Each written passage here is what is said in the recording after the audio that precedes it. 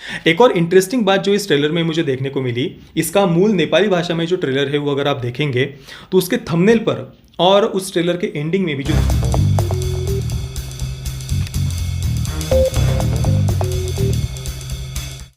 ओम नारायण नारायण नारायण नारायण।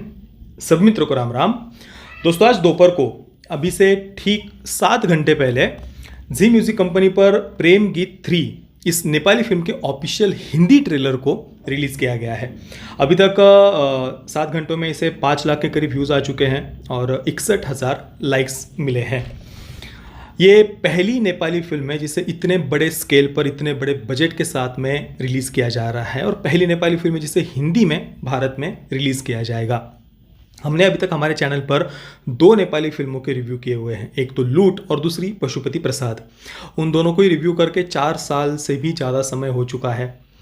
इस बीच में काफ़ी सारे हमारे जो नेपाल से मित्र जुड़े हुए हैं हमारे चैनल के साथ में, उन्होंने कई सारी फिल्मों को सजेस्ट किया मुझे, पर मैं सच में हाथ जोड़कर माफ़ी चाहता हूँ कि मैं उनका रिव्यू नहीं कर पाया, समय नहीं मिल पाया।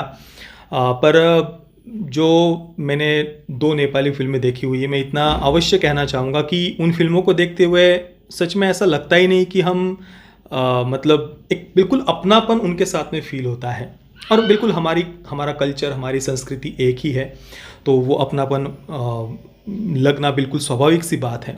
हालांकि जब हम बॉलीवुड की फिल्में देखते हैं तो उल्टा उन्हें देखकर ऐसा लगता है कि कहीं हम भारत से बाहर तो नहीं चले गए ना।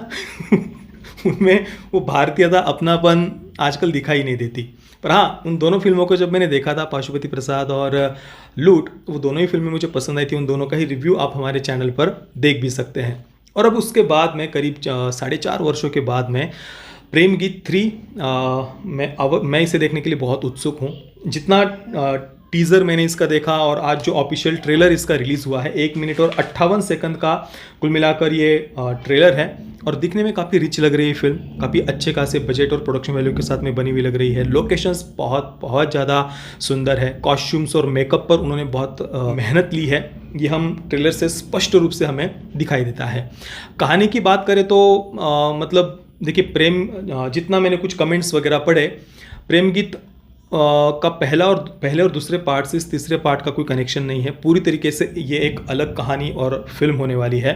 तो कोई भी इस फिल्म को बिल्कुल आराम से देख सकता है, प्रेम गीत 3 को। डबिंग भी मुझे काफ़ी बढ़िया लग रही है और जितना ट्रेलर से हमें कहानी पता चल रही है, हिमालय के बेउल में इसकी कहानी स्थित है। बेउल मुझे पहले मैंने कभी सुना नहीं था, पता नहीं था, तो मैंने अभी गूगल पर सर्च किया तो पता चला कि हिमालय के घाटियों की एक बहुत ही पवित्र और प्राचीन ऐसी जगह को बेउल कहा जाता है।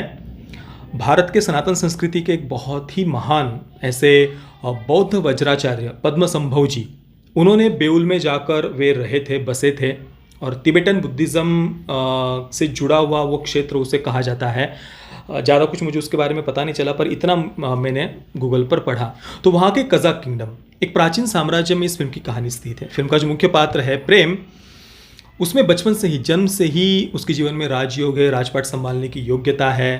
पर अभी बड़ा होने के बाद में वो गीत नाम की लड़की से प्रेम करता है और जो समाज है या फिर जो उसका परिवार है वो इस प्रेम के विरुद्ध है।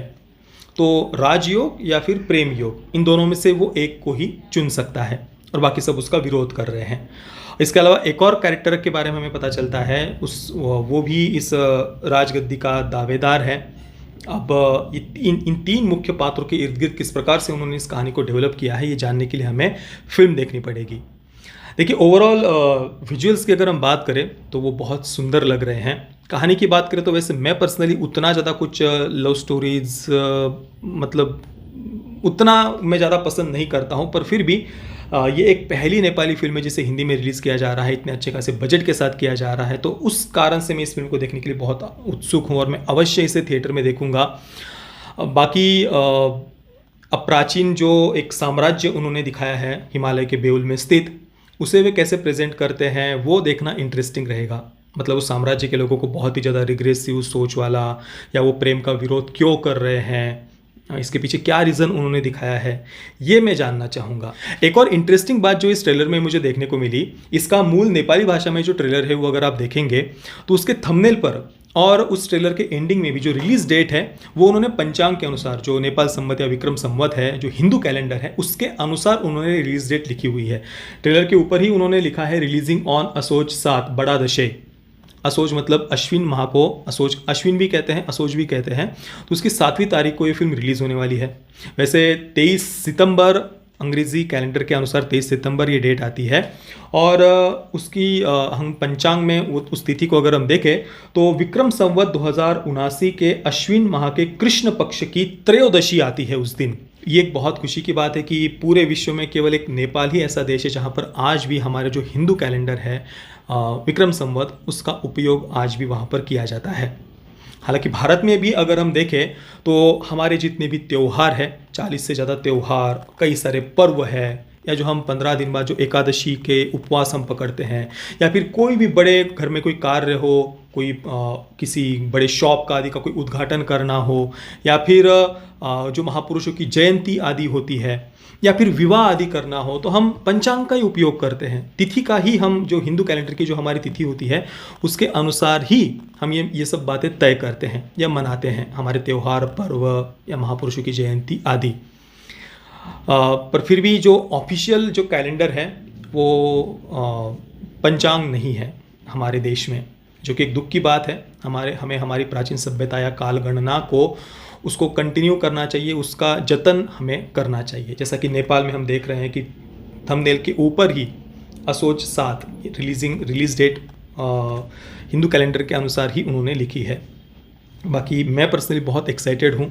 आप सभी मित्रों से भी मैं कहूँगा कि 23 सितंबर को पता नहीं अभी कितने स्क्रीन्स पर फिल्म रिलीज़ होगी। जी म्यूज़िक इस यूट्यूब चैनल पर इसे रिलीज़ किया गया है, तो डिस्ट्रीब्यूशन जी ही इसका कर रहा होगा। तो आशा है कि काफ़ी अच्छे खासे बड़े स्केल पर इसको रिलीज़ किया जाएगा।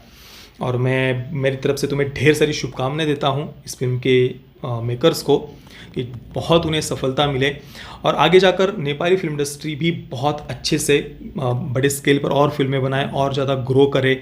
हम देख सकते हैं कि छोटी छोटी कई सारी जो फिल्म इंडस्ट्रीज़ है उनकी भी अपनी एक अलग पहचान है। चाहे आप कोरियन ड्रामास को ले लीजिए या जापानीज़ एनिमे ले लीजिए, उनकी भी अपनी एक अलग पहचान है। तो वैसी एक अलग पहचान नेपाली फिल्म इंडस्ट्री भी अपनी बना सकती है।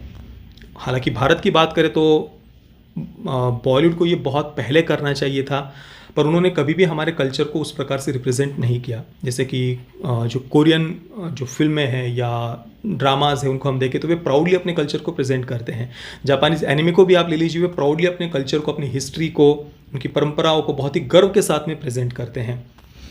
वैसा अगर बॉलीवुड ने किया होता तो बहुत पहले हमने भी अपनी एक अलग पहचान बनाई होती।